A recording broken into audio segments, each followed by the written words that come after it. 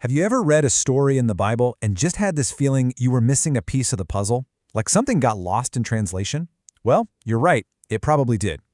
The thing is, we're often trying to read an ancient Eastern book with our modern Western brains, and a lot gets lost. So today, we're going to try and fix that.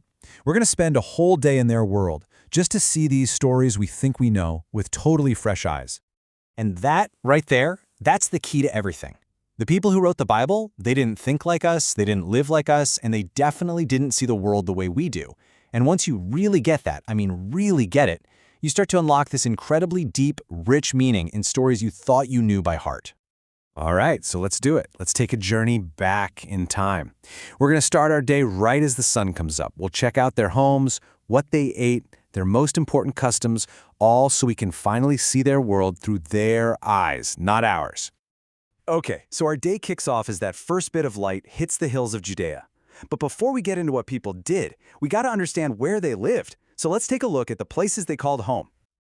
You know, the way people lived back then is it's fascinating. So you've got the early folks, like Abraham. For them, home was a tent made of black goat hair. They literally called it a house of hair. It was portable, you could add on to it, just perfect for a nomadic life. But then later on, as people started to settle down, the one-room house became the standard. Thing is, it wasn't a home like we think of it. The Hebrew word bayith, it really just means shelter. It was a place to get out of the rain or the sun, not the cozy center of family life we imagine. So, picture this. You're waking up in a small village. The first sound you'd hear, and I mean the very first sound echoing from every single house, it wouldn't be an alarm clock. It'd be the rhythmic grind of stone on stone. That was the sound of the women, already up, preparing the flour for the day's bread.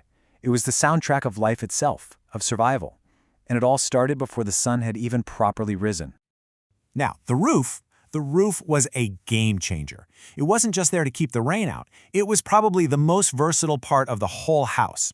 It was basically just packed earth and clay laid over some wooden beams. This space was everything. It was the public square where the town crier would shout out the news, it was an extra bedroom on those sweltering summer nights, and yeah, it was the attic too. It's exactly where Rahab hid those Israelite spies, right under some stalks of flax she had drying up there. This one simple law from Deuteronomy tells you everything you need to know about just how important that roof was. I mean, think about it. The law of Moses itself commands you to build a little safety wall, a parapet, around it.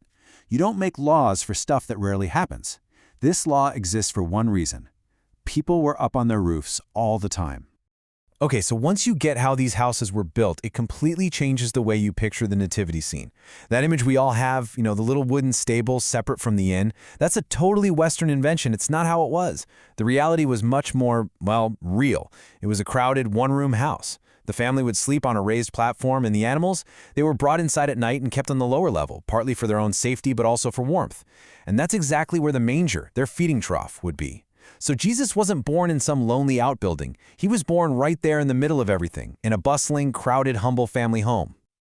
All right, fast forward a bit. The sun's getting higher in the sky, and life is starting to revolve around one thing: food. And you got to understand, in the Bible, food, especially bread, is never just about filling your stomach. It's loaded with meaning. It's about your social status, it's about friendship, it's about community. See, not all bread was created equal, not by a long shot. If you ate barley bread, you were poor. Simple as that. Wheat bread, on the other hand, was for people with a bit more status, a bit more money. So when you read that the boy who helped Jesus feed the 5,000 had barley loaves, that's not just a random detail. It's a huge clue.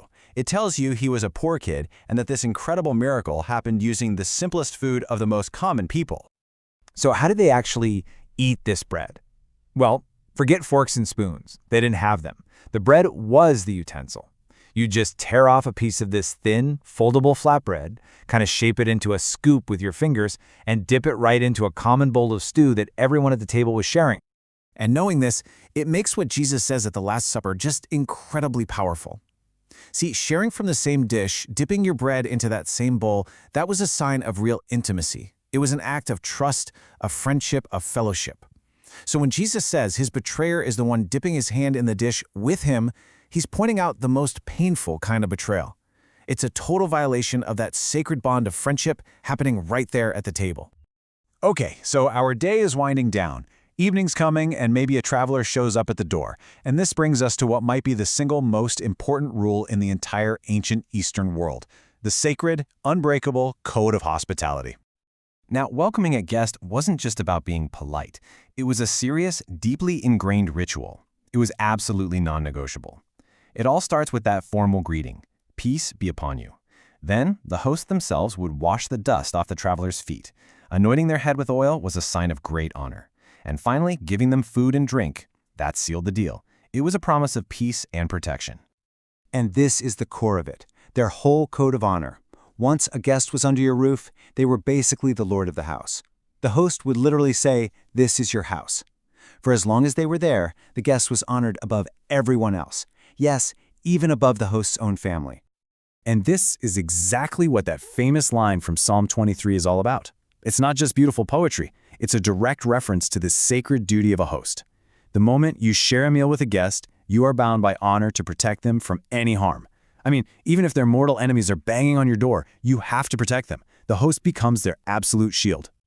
Okay, so as our day in biblical times comes to a close, let's tie all of this together. Let's take these little details, the houses, the food, the customs, and plug them back into some famous Bible stories and just see how much they change. So you might be thinking, why does any of this matter? Who cares about packed earth roofs or how families slept? Well, it matters because these details aren't just trivia. They're not just color. They fundamentally change the meaning and the punch of these stories. Let me show you what I mean. Take the story of the paralyzed man. His friends didn't commit some huge act of vandalism, smashing through expensive tiles. No, they just dug through a pretty common, easily repaired roof made of packed dirt. Or how about that guy who tells his neighbor he can't get up because my children are with me in bed? He's not saying his kids are in their own little beds in the same room. He means the entire family is sleeping on one big mat, on that raised platform. If he gets up, he's waking up the whole crew. And the sop, that piece of bread Jesus gives to Judas, it's not just a random piece of food. In that culture, it was a gesture of honor. The host gives it to a special guest. It's an act of friendship, which makes the betrayal that comes next just so much more shocking. So you see, this stuff isn't just historical trivia.